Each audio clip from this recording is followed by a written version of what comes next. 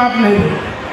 हमारा गांव ऐतिहासिक इसलिए है कि अनंतपाल जी द्वारा, राजा अनंतपाल जो दिल्ली के राजा थे, 1300 साल पहले इस गांव को बसाया। सूरजकुंड पुरातत्व विभाग द्वारा संरक्षित इतना बड़ा स्थल है, वो हमारे गांव में।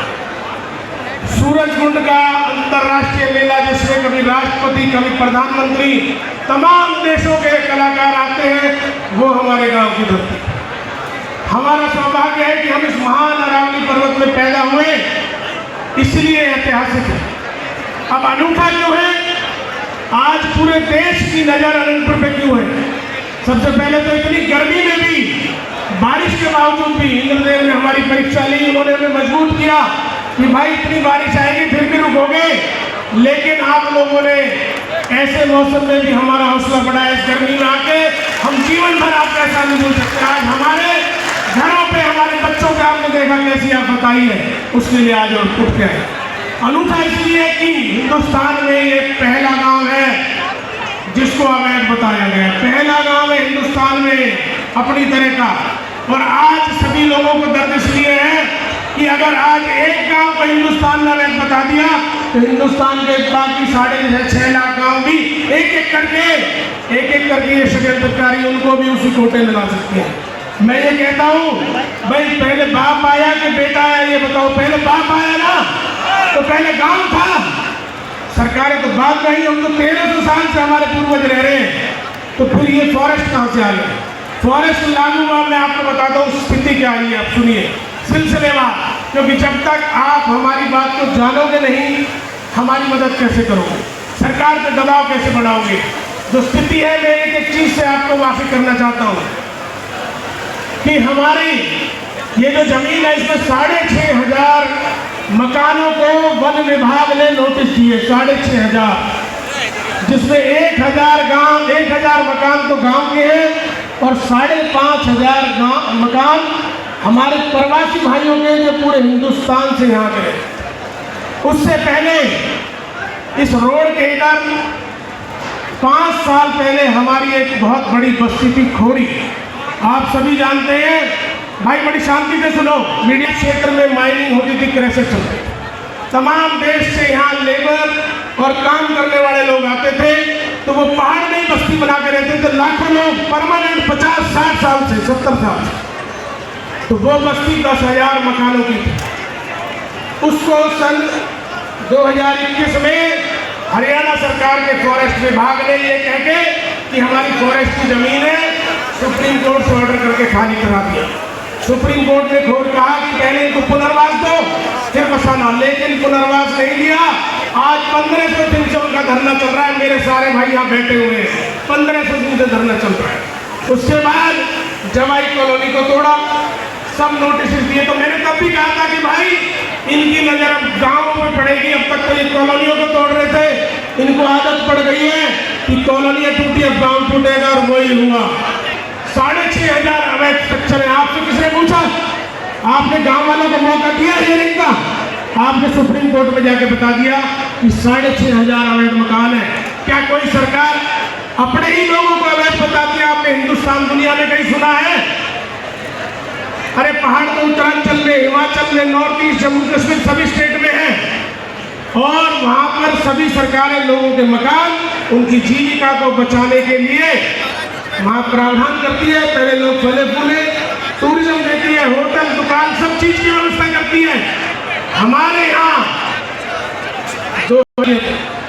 सन 72 में हमारा गांव अनंतपुर फरीदाबाद कॉम्प्लेक्स एडमिनिस्ट्रेशन में आ गया। फरीदाबाद कॉम्प्लेक्स एडमिनिस्ट्रेशन का मतलब जानते हैं? शहरी से। सन 1994 में पहली बार नगर निगम आई, उस नगर निगम में हमारा गांव आ गया। तब से हमारे यहाँ से पार्षद है, आज भी पार्षद है।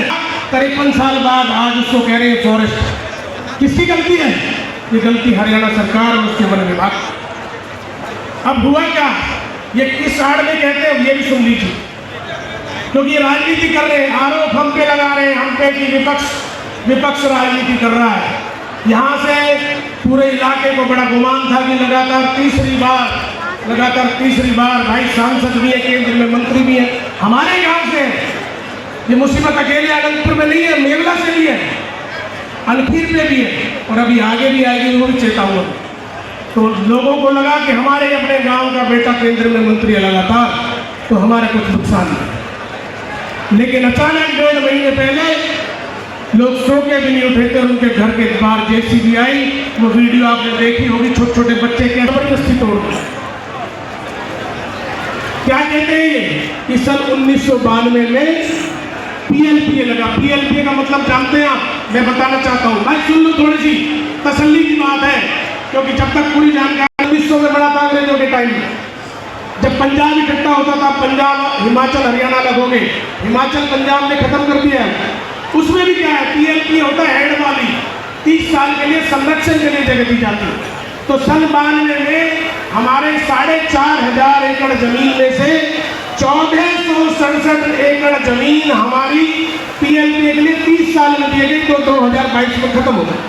तो हम यही तो कह रहे हैं कि 1467 पीएलपीए में दी, उस पीएलपीए को सुप्रीम कोर्ट ने कह दिया कि भाई जो पीएलपी है अब इसको फॉरेस्ट करो।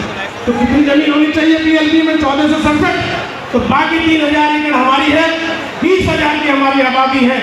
कहाँ रहेंगे और क्या खाएंगे हम, ये तो बता दो। आज कह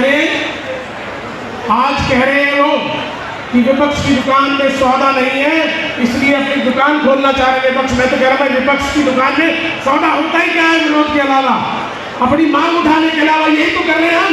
आपको ये भी मत करें क्या, हमारी आवाज भी आपको सौदा लग रहा है? और हम तो कह रहे हैं सौदा तो सरकार की दुकान में होता है ना, हम भी मांग रहे हैं।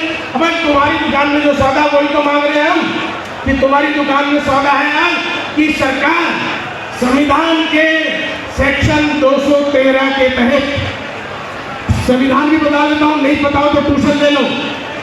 संविधान कॉन्स्टिट्यूशन ऑफ इंडिया के सेक्शन 213 के तहत सरकार, राज्य सरकार को ये अधिकार है वो ऑर्डिनेंस लाए और ऑर्डिनेंस लाकर उसको सुधारे अपनी भूल कि भाई अब हाउस नहीं चल रहा मोड। उसके बाद ये कहे कि भाई ये वन विभाग में जो जमीन दी गई है ये गलत दी गई। हमारे जो वन विभाग के कर्मचारी हरियाणा के, आप देखिए लाखों लोगों को चीफ मिनिस्टर ने, चौधरी भूपेंद्र सिंह हुड्डा सीएम थे 13 में, चौधरी महेंद्र प्रताप जी मेरे पिताजी मंत्री थे, हमने कॉलोनी पास कर रखी है सन 2014 में। तो मुख्यमंत्री बनाए फॉरेस्ट ऑफिसर, उनके ऑर्डर पे अब सन 2022 में फॉरेस्टर कह रहा है कि मैं एफिडेविट देता हूँ ये फॉरेस्ट टीचर लगी हुई है। और भाई फॉरेस्ट तो आज दिल्ली के सभी मंत्रियों की कोठी में भी पेड़ है। भाई पर्वत श्रृंखलाओं में इंसानी आबादी और प्रकृति के तालमेल के लिए, वन संरक्षण के लिए सरकारें कानून बनाती है, जमीन देती है। तो हमने 1467 एकड़ जब सरकार थी हमारी 1992 में 4,500 एकड़ में, उसी तालमेल के